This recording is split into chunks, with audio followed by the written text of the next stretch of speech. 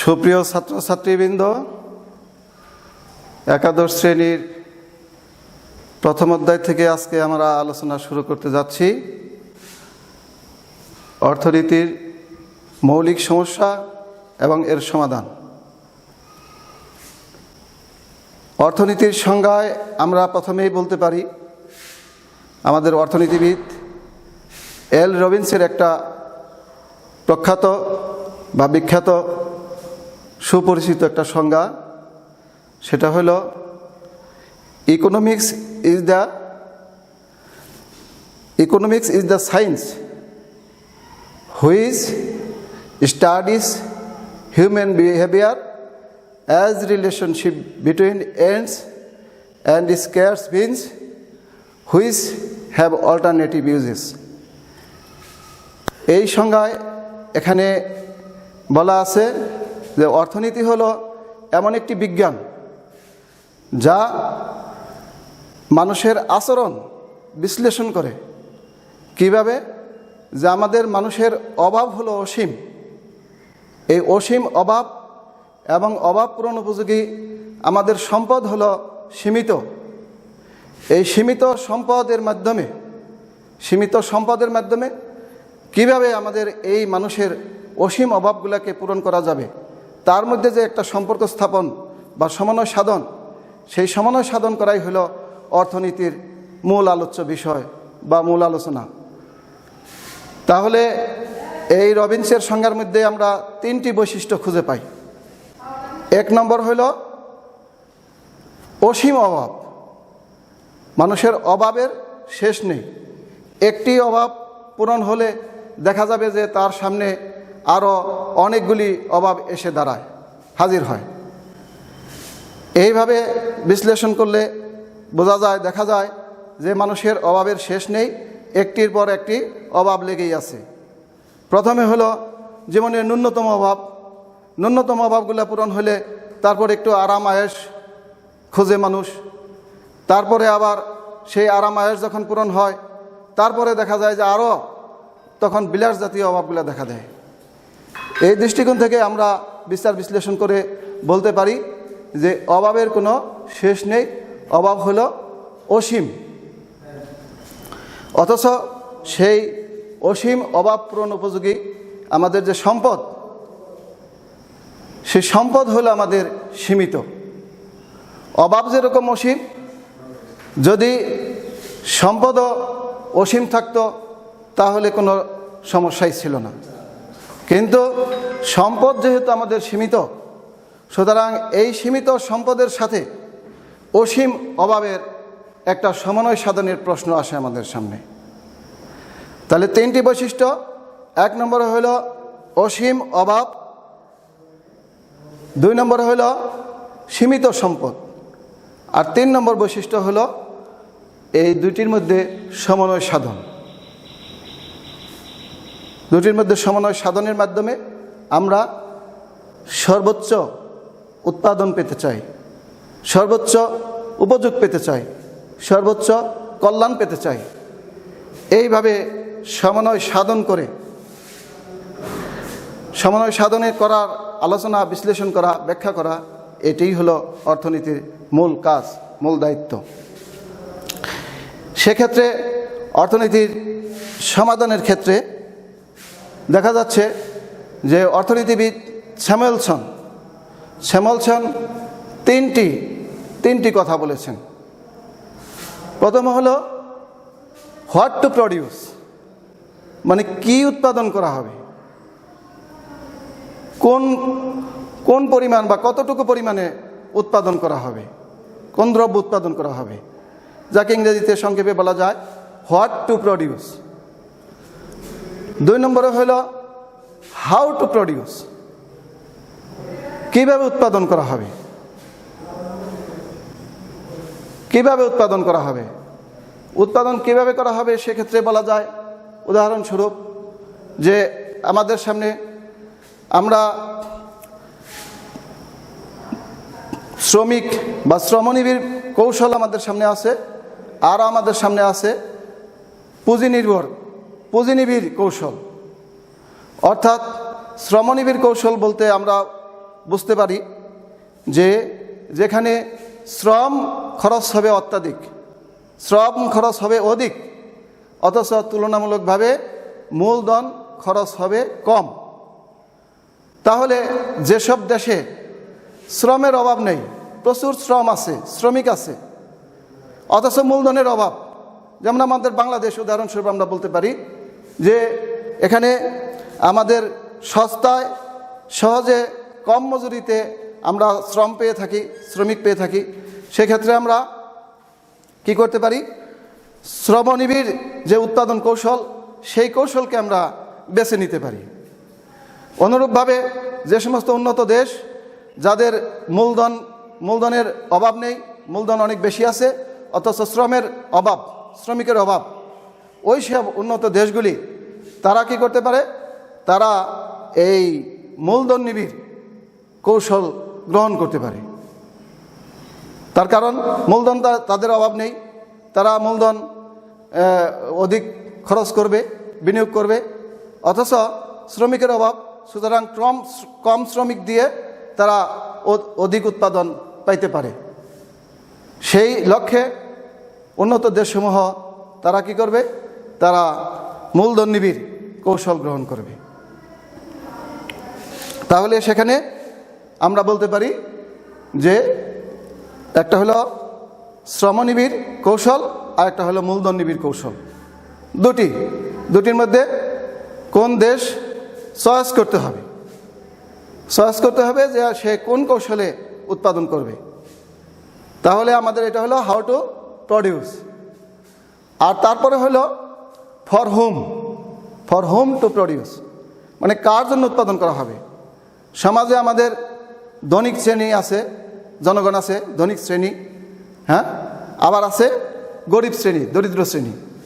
তো দরিদ্র শ্রেণীর জনগণ সাধারণ দ্রব্যসমূহ ভোগ করে থাকবে, আর ধনী শ্রেণী তারা কি করবে, তারা উন্নত মানের বা বিলাসবহুল এই সমস্ত দ্রব্যগুলি ব্যবহার করবে।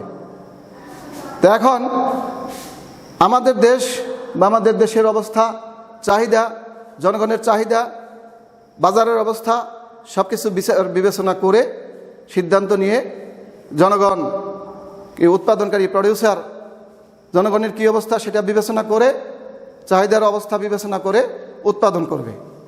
সেই নিরিখে বলা যায় যে কার জন্য উৎপাদন করা হবে।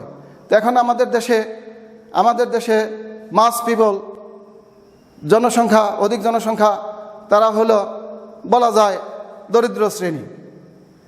তাহলে আমাদের দেশের প্রেক্ষিতে দরিদ্র শ্রেণীর জন্য যে রকম দ্রব্যগুলা চাহিদা বেশি, যেগুলা চাহিদা আছে মার্কেটে, সেই দ্রব্যগুলা আমাদের উৎপাদন করতে হবে।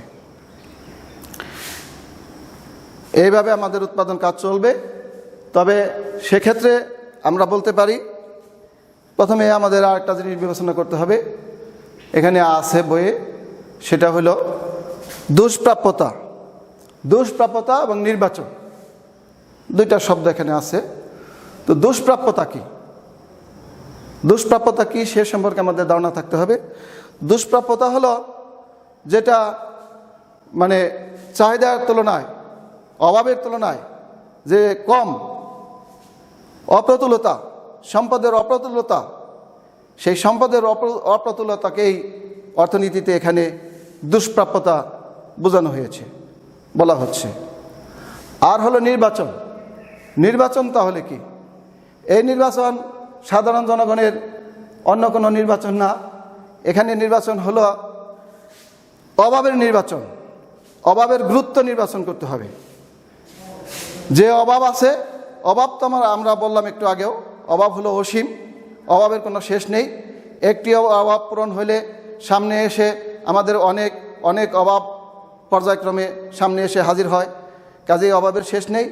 এই অসীম অভাবগুলোর থেকে কোন অভাবটা পূরণ করা আমাদের অতি প্রয়োজনীয়, অতি জরুরি, এই গুরুত্ব বিশ্লেষণ করে, গুরুত্ব বিবেচনা করে আমাদের যেটা বেশি দরকার, অতি গুরুত্বপূর্ণ, অতি প্রয়োজনীয়, সেইটাকে আমাদের আগে বেছে নিতে হবে, আগে পছন্দ করে নিতে হবে, গুরুত্ব দিতে হবে। এই গুরুত্বের দিক থেকে অভাব নির্বাচন করাকে, এটাই হলো নির্বাচন। গুরুত্বের বিবেচনায়। এই দুটি আমাদের জানতে হবে। সেক্ষেত্রে আমাদের আরেকটা জিনিস আছে, এটা হলো আমরা সুযোগ ব্যয়, অপরচুনিটি কস্ট। আজকে আমরা সুযোগ ব্যয় সম্পর্কে আর একটু ধারণা নিতে চাই। সুযোগ ব্যয় কি? অর্থনীতিতে খুব অল্প কথায় যদি আমি বলতে চাই, তাহলে বলতে হবে ত্যাগকৃত সুযোগই হলো সুযোগ ব্যয়। ত্যাগকৃত সুযোগই হলো সুযোগ ব্যয়। সেটা কীরকম? সেটা হলো এরকম, একটা উদাহরণের মাধ্যমে আমি এটা পরিষ্কার করতে পারি। উদাহরণ হলো, ধরে নিই আমার এক খণ্ড জমি আছে, আমাদের এক খণ্ড জমি আছে। এই এক খণ্ড জমিতে আমরা উৎপাদন কাজ পরিচালনা করতে চাই। এখন এক খণ্ড জমিতে আমরা কিভাবে উৎপাদন করব? এক খণ্ড জমিতে আমরা ইচ্ছা করলে একটা নির্দিষ্ট সময়ে আমরা ইচ্ছা করলে ধান উৎপাদন করতে পারি, আবার ইচ্ছা করলে আমরা পাট উৎপাদন করতে পারি। যদি ধান উৎপাদন করি তাহলে ধরে নেই ওই খণ্ড জমিতে ধান হয় আমার 40 মণ। আর যদি আমরা পাট উৎপাদন করি তাহলে পাট উৎপাদন হয় আমাদের 30 মণ। তাহলে আমাদের এখান থেকে বুঝতে হবে যে যদি ধান উৎপাদন করি তাহলে আমাদের পাট উৎপাদনের যে সুযোগ ছিল সেই সুযোগটাকে ছেড়ে দিতে হবে, হাতছাড়া করতে হবে। তার কারণ দুটি ফসল আমরা একসাথে উৎপাদন করতে পারবো না।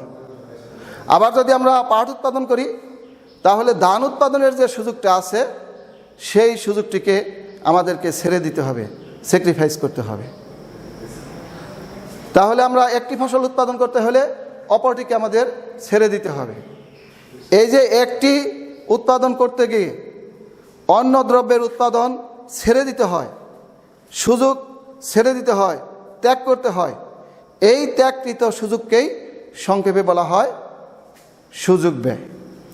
সেক্ষেত্রে 40 মণ ধানের উৎপাদনের সুযোগ ব্যয় হবে 30 মণ পাট, আর 30 মণ পাট উৎপাদনের ক্ষেত্রে সুযোগ ব্যয় হবে তার 40 মণ ধান। এটাকে আমরা একটা চিত্রের মাধ্যমে ব্যাখ্যা করতে পারি। চিত্রে ওএক্স হলো আমাদের, ওএক্স হলো ভূমি অক্ষ,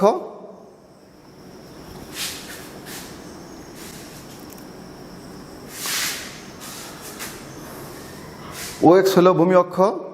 ভূমি অক্ষে আমরা এক্স দ্রব্য উৎপাদন করতেছি, আর এ হলো আমাদের লম্ব অক্ষ ও ওয়াই। ওয়াই অক্ষে আমরা ওয়াই দ্রব্য উৎপাদন করতেছি, উৎপাদন হচ্ছে। এক্ষেত্রে এটা হলো আমাদের মূল বিন্দু, মূল বিন্দু, অরিজিন, অরিজিন বা মূল বিন্দু। এটাকে আমরা ও দ্বারা প্রকাশ করি, ও বা 0। এক্ষেত্রে প্রথম অবস্থায় এটা হলো এ, এ,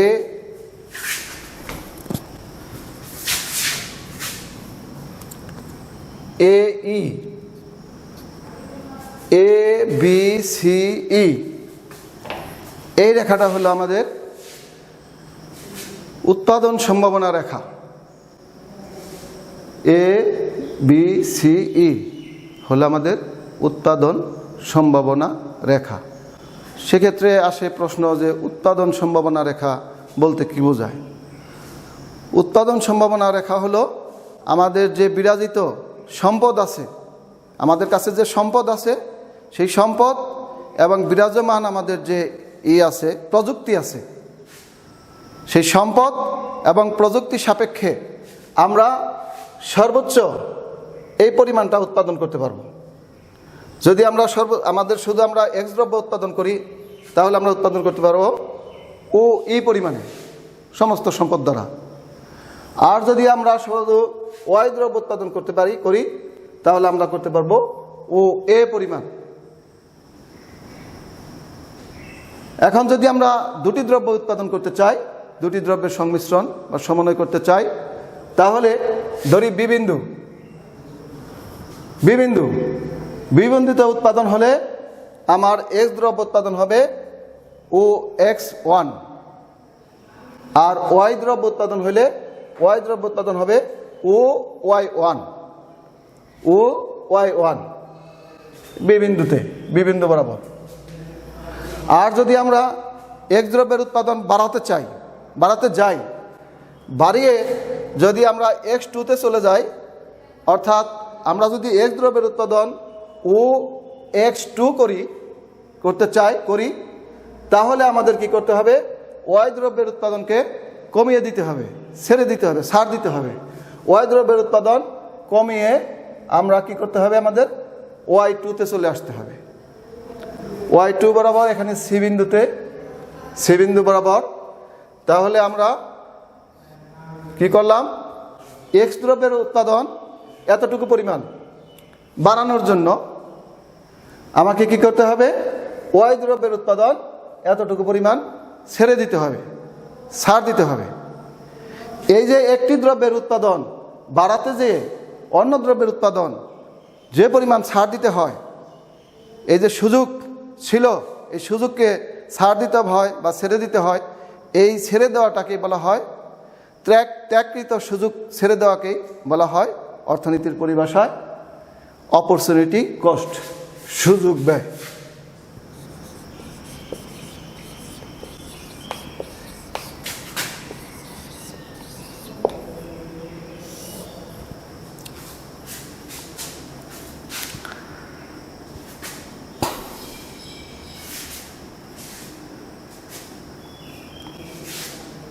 তাহলে আমরা কি শিখতে পারলাম?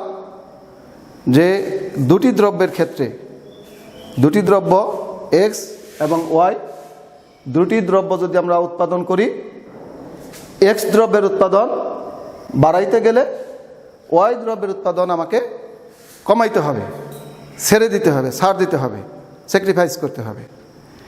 এই যে একটি দ্রব্য উৎপাদন বাড়ানোর জন্য অন্য দ্রব্যের উৎপাদন যে পরিমাণে ছেড়ে দিতে হয়, সেটাই হলো অর্থনীতির পরিভাষায় ত্যাগকৃত সুযোগই হলো সুযোগ ব্যয়। হ্যাঁ, থ্যাংক ইউ। আজকের মতো আমরা এখানেই শেষ করছি। আবার পরবর্তীতে নেক্সট আমরা আরও আগে যাব ইনশাল্লাহ। সবাইকে ধন্যবাদ।